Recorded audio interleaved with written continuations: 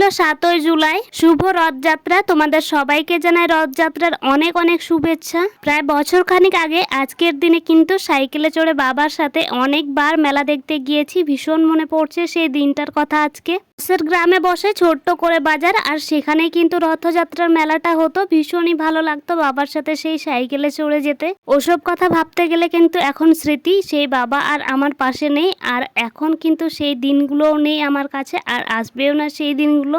যাকে বাদ দাও, পুরনো কাসন্দি ঘেটে আর লাভ নেই। চলো আমার পরিচয়টা আগে দিয়ে নিই তোমাদেরকে। নমস্কার, কেমন আছো তোমরা সবাই জানিও। আমি মল্লিকা, মালদা জেলার ছোট্ট একটি গ্রাম থেকে যে মল্লিকা ব্লগে তোমাদেরকে অনেক অনেক স্বাগত জানাই। নতুন একটি দিন, নতুন একটি সকাল এবং নতুন একটি ভিডিও নিয়ে চলে এসেছি তোমাদের সামনে। তবে কিন্তু এটা সকাল থেকে নয়, এটা হচ্ছে বিকেলের ভিডিও। প্রথমে যেটা করলাম সেটা বুঝতে পারলে না তো, আসলে কিছু গেড়ি গুগলি ধরেছিলাম দুপুর বেলাতে স্নান করার সময়, সেগুলোকে সিদ্ধ করে ছাড়িয়ে নিলাম। পরে ছাড়ানো কমপ্লিট হতেই কিন্তু জামা কাপড় দিয়েছিলাম দুপুরে কেচে, সেগুলোকে তুলে রাখলাম। আর বরমশাই কাজের থেকে চলে এসেছে, পা হাত ধুয়ে একেবারে চলে আসবে, আর সাথে কিন্তু জলটাও নিয়ে আসবে। তো সেই কারণে চলে গেল জল নিতে। আমি কিন্তু বিকেলের ঝাড়ঝাড়াটা যেহেতু এখনো কমপ্লিট করিনি, তো ভাবলাম যে আগে এগুলো কমপ্লিট করে নিয়ে একেবারে পুকুরে যাব, পা হাত ধুয়ে আসবো। তারপর মোছার যে পাপোশটা থাকে সেটা কিন্তু এখনো কেনা হয়ে ওঠেনি। তো বরের একটা পুরনো প্যান্ট ছিল যেটা সে ব্যবহার করে না, সেটা দিয়ে কিন্তু পা মোছা হয়। তো প্রচন্ড পরিমাণে নোংরা হয়েছিল, তো সেটাকে ভালো করে ঝেড়ে নিলাম। কালকে না হয় পরিষ্কার করতে হবে, যদি রৌদ্র উঠে তাহলে, না হলে তো পরিষ্কার করলেও শুকোবে না। এই ভীষণ মোটা জিন্সের প্যান্টের হলো তো সেই কারণেই। আর বারান্দা ভেতরের দিকে সব জায়গায় আগে ঝেড়ে বের করে নিয়েছি, তারপরে এই দিকে দেখতেই পাচ্ছ এখানে ঝাড় দিয়ে নিচ্ছি।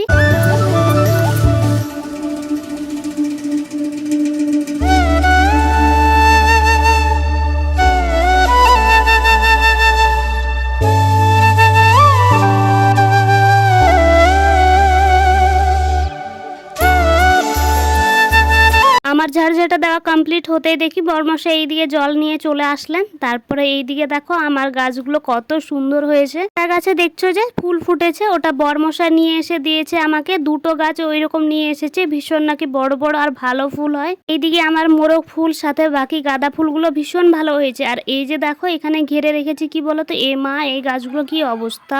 আসলে কখন চাপা পড়ে গেছে আমি না বুঝতে পারিনি, তাই দেখো কেমন একটু টেড়া হয়ে গেছে। আর এখন যেহেতু বিকেল বেলা না, গাছগুলো এখন ঘুমিয়ে পড়েছে। আর ঘেরার মধ্যে দেখায় তোমাদেরকে কি আছে, আসলে গাছগুলো যাতে কোনো মুরগি বা কুকুর বেড়াল কোনো কিছুর পায়ে লেগে না ভেঙে না যায়, সেই কারণে কিন্তু চাপা দেওয়া আছে ওই রকম করে। এখানে কিছু লেবু গাছের চারা দেখতেই পাচ্ছ, ছোট ছোট আছে, এখনো বেরোচ্ছে কেবল।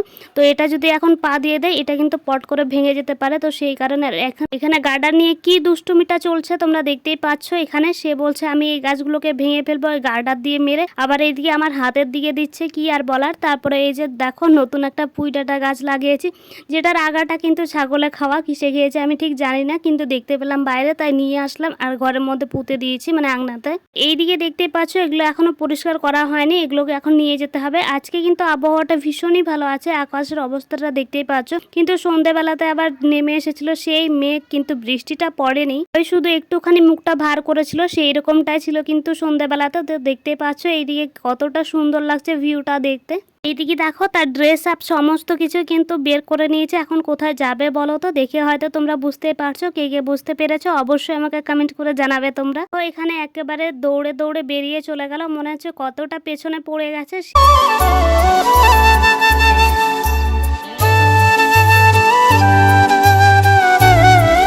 পরে কিন্তু আমি আমার কাজগুলোকে সেরে নিয়ে ওই যত দেখতে পেলে বাসন কোসন, তারপর থেকে ওই গুগলিগুলো সমস্ত কিছু পরিষ্কার করে নিয়ে এসে সন্ধ্যাবেলাতে বসিয়ে দিলাম। এই যে দেখতেই পাচ্ছ প্রথমত পাপড় ভাজা। গুগলিগুলোকে পরিষ্কার করার পর আর তোমাদের সাথে দেখানো হয়নি, মানে তোমাদের সাথে শেয়ার করা হয়নি। তো দেখতেই পাচ্ছ এদিকে কিছুটা ভাত ছিল, সেটাতে চাল দিয়ে ওটা দিয়ে কিন্তু আজকে বানিয়ে নিয়েছিলাম। গুগলিগুলোকে আগে কিন্তু ভেজে তুলে নিয়েছি, তারপরে এইদিকে পাঁচফোড়ন, তেজপাতা, পেঁয়াজ, রসুন, আদা সমস্ত কিছু দিয়ে একেবারে তারপরে হচ্ছে এই চাল আর ভাতটা দিয়েছি সাথে। এটাকে যেভাবে চালটা একেবারে ঝরঝরা করে ভেজে নিতে হয়, ঠিক সেইভাবেই কিন্তু একেবারে ঝরঝরা করে ভেজে নিলাম।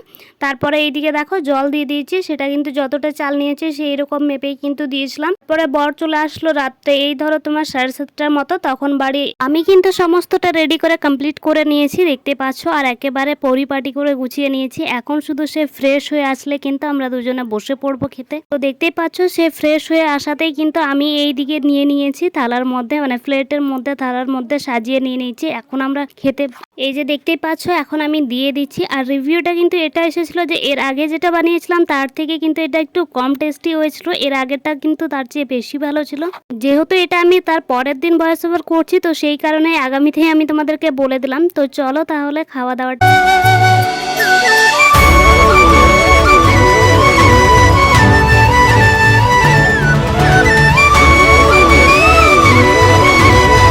এখন হচ্ছে গিয়ে রিভিউ পাওয়ার পালা। তো চলো তাহলে ভিডিওটি এখানেই শেষ করছি। ভালো লাগলে একটি লাইক করে চ্যানেলটিকে সাবস্ক্রাইব করে দিও। ভালো থেকো সবাই, দেখা হচ্ছে নেক্সট কোনো ভিডিওতে।